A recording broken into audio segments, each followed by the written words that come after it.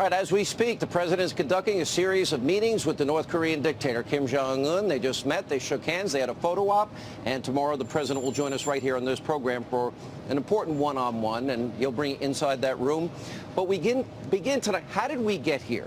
And we want to detail the president's goals, how political opponents of the president are purposely trying to create artificial, unrealistic expectations so that they can say, oh, this is a failure, when we've gotten so much out of this already before it even started.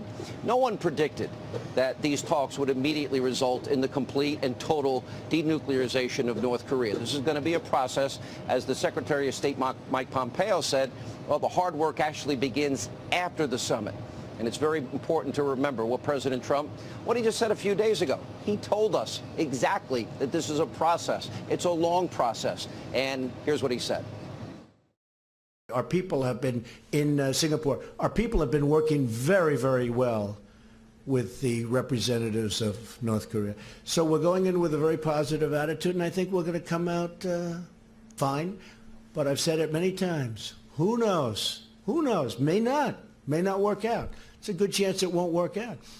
There's probably an even better chance that it will take a period of time. It'll be a process. So this is going to be an ongoing process. Kim Jong-un going, as the president said, he can go at his own pace. He can go faster, he can go slower. Now, obviously, we can't forget the untrustworthy nature of Kim Jong-un and his predecessors. We learned from history. Now, North Korea won't agree to our terms. The president, well, he stated many times he will walk away. That would be the right thing to do. He already canceled this meeting once, and they were kind of begging him to come back. One thing is certain. This president's not going to be duped into sending cash loads of, or cargo planes full of cash like Bill Clinton did in the 1990s, promising, oh, they'll never get nuclear weapons. We know that the former president, President Clinton's policy in North Korea was an abject failure. Kissing the rings of despots, it doesn't work. Trying to bribe them doesn't work. Frankly, it's a form of insanity. In order to avoid these historical mistakes and Clinton's blunder, well, we hope, President, and it seems to, leading up to this, well, the president is now following the lead of a predecessor named Ronald Reagan. And just like President Trump, Reagan deployed a policy, a philosophy of peace through strength, trust but verify, a very aggressive military posture. And just like Trump, Reagan had very tough words for America's biggest foe, the Soviet Union. For some of you, you may not remember this, but it's worth learning the lessons of history or we're doomed to repeat the failures. Take a listen. They preach the supremacy of the state, declare its omnipotence over individual man, and predict its eventual domination of all peoples on the earth.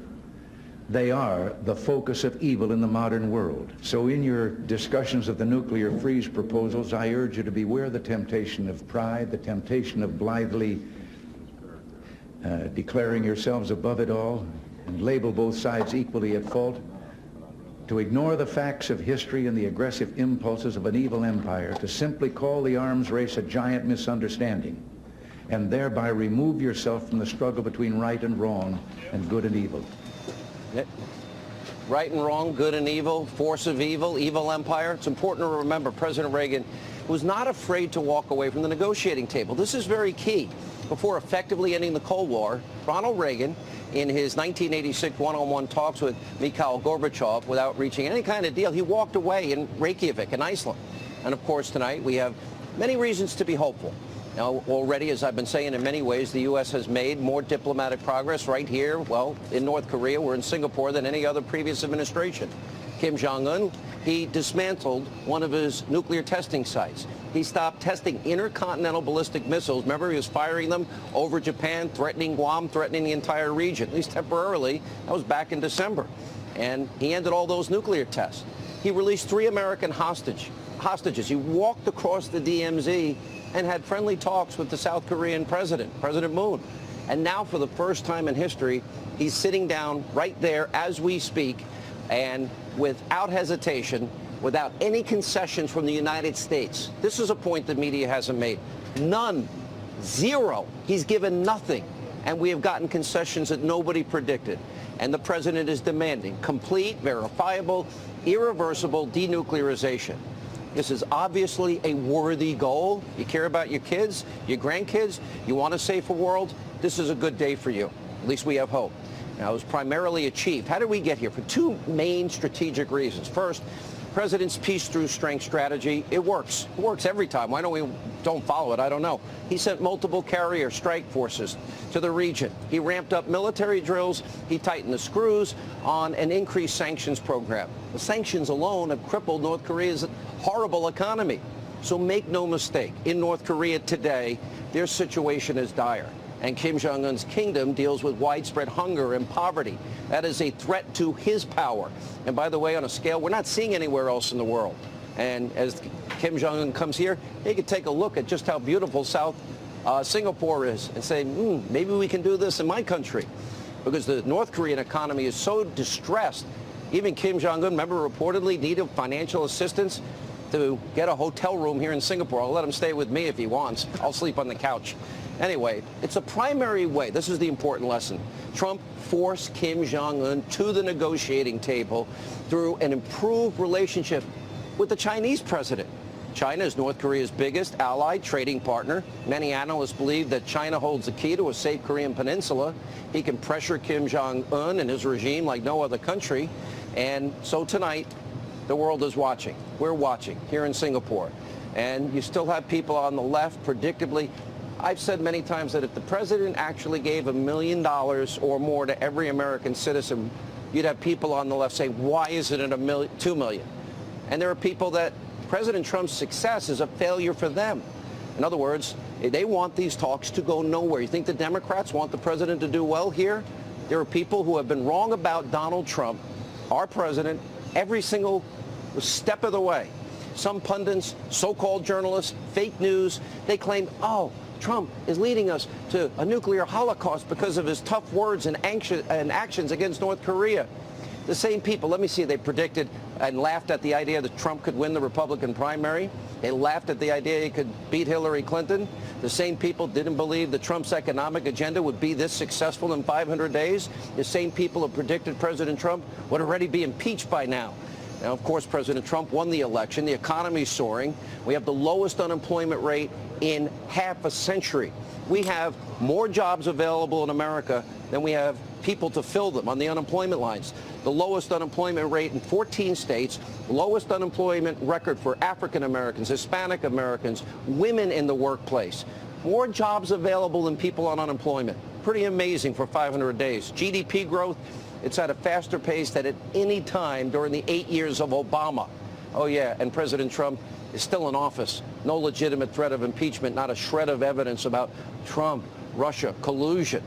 He's constantly wrong in the fake news media. These overpaid, lazy, so-called journalists, really? It makes them look bad when the president's successful and it helps our country and helps the world? Oh, and for Democrats, they want to get back in power. I get it. If he's successful, that doesn't help them. Anyway, once again, this has been on a grand scale. People have underestimated Donald Trump again and again. And sadly, even some of them want him to be failing so they can be proven right. And many are incapable of ever reporting objectively on this president. And by the way, now some are even claiming Trump wasn't prepared for the summit. Oh, they'll never win. Watch this. He has been preparing for this all along in his imagination. No, there is a difference between studying up for it. This is not a dog who likes to learn new tricks. He relies on the same methods over and over again. We've been told that Kim has been preparing for months. The president tells us he will depend on instinct, feel, and touch. What I'm really worried about with President Trump is this whole thing, you know, I'm God's gift, I will go in a moment, and I will know within 30 seconds whether there will be a deal or not, and whether I know the history of North Korea doesn't matter, it does matter. He said, I've been preparing all my life. I'd love to know, Mr. President, when was that? When you appeared in a Playboy softcore porn movie? Was it when you body slammed Vince McMahon, the head of the World Wrestling Federation? Or was it when you were leaking information, when you were disguising yourself as your own PR guy, talking to tabloids about what a great lover you were? It's now so obvious and transparent to everybody where these people are coming from. The president said this is something you prepare for your whole life. You don't ever stop preparing. Now, the media, some of their friends in the Democratic Party, okay, they've got their position. We understand. And by the way, if the president succeeds, think about this. Is this good for the world or not good for the world? Good for your kids and grandkids or not good for your kids or grandkids? Anyway, bad news for them. That's sad.